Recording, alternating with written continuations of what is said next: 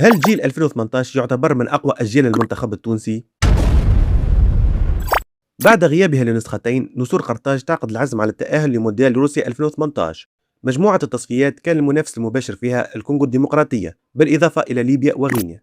النسور تفوز في رادس 2-1 بثنائية مرياح والشعلالي، وفي كينشاسا تعود من التأخر 2-0 بريمونتادا تاريخية كانت مفتاح التأهل لروسيا وتعدل 2-2. جيل قوي عدى فترة تحضيرية ممتازة مع المدرب نبيل معلول خلاته يوصل للمركز 14 عالميا.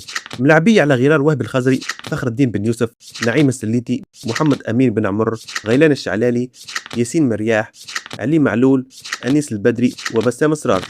لكن هذه النسخة من تونس اصطدمت بنسخ قوية لإنجلترا وبلجيكا في المجموعة. هزيمة أولى من إنجلترا 2-1 بهدف في آخر الدقائق من توقيع هاري كين، وهزيمة ثانية ب5-2 من بلجيكا من ثنائية هازار وثنائية لوكاكو وهدف باتشواي. المباراة الأخيرة بحث فيها المنتخب التونسي عن انتصار شكلي في المونديال بعد 40 سنة، واللي تحقق على منتخب بنما بأهداف الخزري وبن يوسف. مشاركة انتهت ب3 نقاط حققتها النسور والخروج من الدور الأول مرة أخرى.